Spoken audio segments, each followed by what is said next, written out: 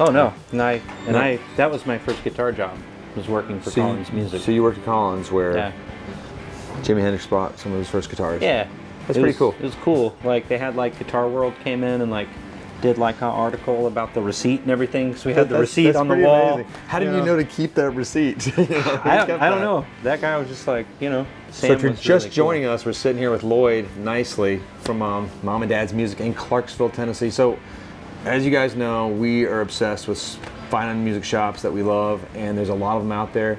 This is one of our new little lusts that we're going to be spending way too much money at, probably. We brought some friends with us as a caravan, but I've just met you. I maybe met you before. Maybe once or somewhere. World. I don't know. There's not very many guitar well, I guess there's a lot of guitar dorks, but like, that look like us and have as many issues as we do. Yeah. I think, because from the short time I've been spending with you this morning, I think you have a lot of issues. Sure. Yeah. Which I enjoy. Yeah, I've got a few of those. So, how long's the shop been around? We opened on July 1st of 2020, actually. So, yeah, a great time to open a guitar shop. No, actually, it really was. That's really funny, though. Yeah. It gave you, like, plenty of time not to have to deal with the people, I guess, too, in a weird way, like, as far as the public. Well, the building was an old barber shop, that had been here for, like, 40 years, and Sarah and I figured, by the time we painted and kind of fixed things up a little bit, that it would take a couple of months and then everything would be good to go, and we were wrong. No, it was not good to go. But yeah.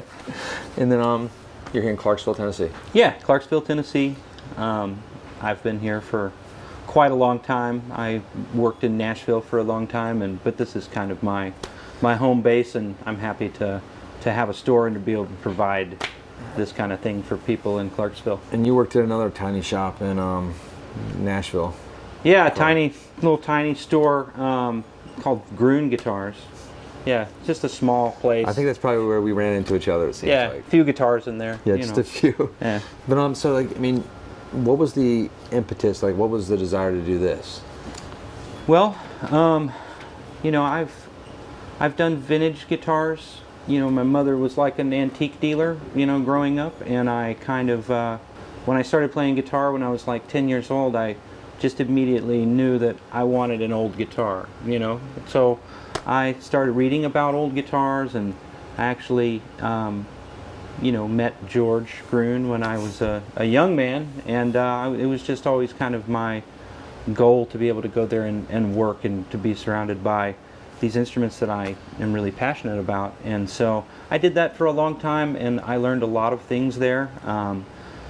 And I decided that it was time for me to venture out and do this on my own, and kind of jump into having my own vibe, Well, because you have that, you're completely opposite of George, because I've known George for a while too, but you have that weird lexiconish knowledge, it seems. Like, I know when people know about guitars when I walk in pretty quickly, and a lot of people don't at guitar shops. Well, and I think that's I think that's one of those things, you kind of get your foot in the door at any local store, and having the opportunity to come into a store, and even if you don't have a lot of knowledge, and just working and building that knowledge and reading things and just being surrounded by other people. It's kind of like being a guitar player. Like, if you're surrounded by people that are great guitar players, there's so many things that you can learn, So me being surrounded by, when I first started working at Gruhn, I worked with Walter Carter, and I worked with George, and I've worked with so many great people in this world that I've just taken in all of that knowledge. And but yeah, it's fun. I just do it a little differently. You definitely do it differently, but I love it too. You're also a player, though. Yeah, you're a pretty mean player. Well, I appreciate that. And you come from a family of players too. Yeah, I had a father that played bluegrass for a living, and he traveled around in the 80s with lots of different bluegrass players like Bill Monroe and Tony Rice and those kind of guys. He was a mandolin player, Just Bill Monroe and Tony Rice. Just those guys, those two. Just traveling on bluegrass. It's not like what you're doing. It's just funny. So it's a different level than what most people talk about. It's it's unique because we do go to a lot of guitar shops. I've been to a lot, and this doesn't feel like. This is a different relationship maybe, but it doesn't feel like you're trying to sell stuff when you walk in the door either. It's just. No, play guitars. I'm actually a pretty terrible guitar salesman because I'll just I love guitars, but you know, the thing about old guitars and even new, I mean, they're not all good, you know. I mean, they every now and then someone will say, "Hey man, is this guitar good or cool or whatever?" And you know, I'm just the type of guy that's like, "Well, no, that one actually kind of sucks." Yeah, you know, but I've heard stories from your mouth about you being very honest about it. I'm pretty honest about guitars. We so, get in trouble you know. too in the same way as you've heard our little things. We say things before we think sometimes. Well, I do. I've done that for years. Yeah, my marriage is still together for some reason.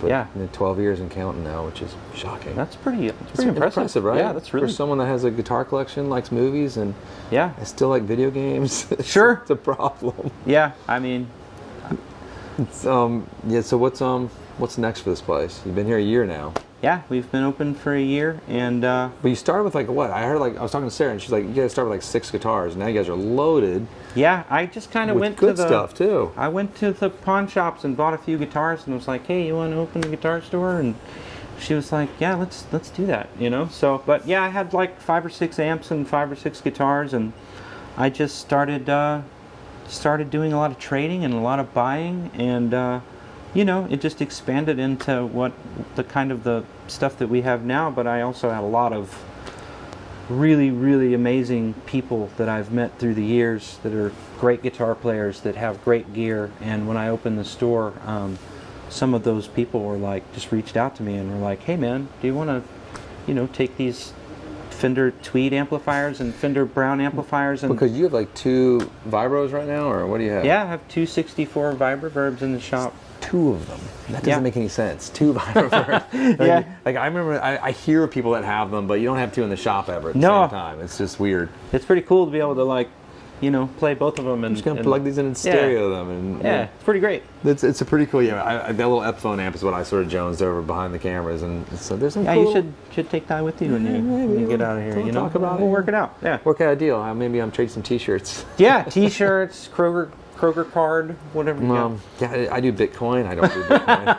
I don't missed either. that. I missed Yeah. that train. I think I'm too old for Bitcoin. I don't know. I mean, what's the craziest stuff that's happened since you've been in this whole spot besides a international pandemic? Well, there's that. Yeah, there's that. But you know, I mean, I think maybe not crazy, but the coolest thing about being here is, you know, we're about 40 minutes from Nashville, and we actually live in Nashville, and we drive here every day, so we're kind of used to the drive. But we have a lot of guitar players in the surrounding area, and we have, of course, everyone knows there's a lot of guitar players in Nashville, Tennessee. There's a So, couple. and those people have been extremely awesome and kind to us, and have, you know, like they like to drive out to our small town, and you know, sometimes you'll walk in the store and they'll just be like, you'll be like, "Is that guy really here?" And it's like, "Yeah, man." You know, I mean, we try to have cool guitars all the time, and Well, I wasn't expecting You know. that when I walked in. I was like, because it's a small building. sure. And you walk in, it's a small little town. It's like similar to the town we live in. And but you got great guitars on the walls. Well, thank you. And great amps on the floor. I appreciate We're that. sitting on some of them. Yeah, You know, and I don't even know what I'm sitting on right now, but it feels great. yeah, I don't know what you I got don't going know. on there. Univox. Awesome. You're sitting on an Echo Park, I think. Yeah, Univox. Who knows what Yeah, we're Echo sitting Park. on? But no, I mean, thanks for the time. Thanks for letting us Dude, come out here and play. Thank you guys, man. You know. I appreciate it, and this is an awesome experience. And if you guys are searching for guitar shops in Tennessee or just anywhere, check out Mom and Dad's Music, Clarksville, Tennessee. Casino Guitars here, signing out. Lloyd, thanks again, man. Hey, thank you. I appreciate it. See you, brother. Take care.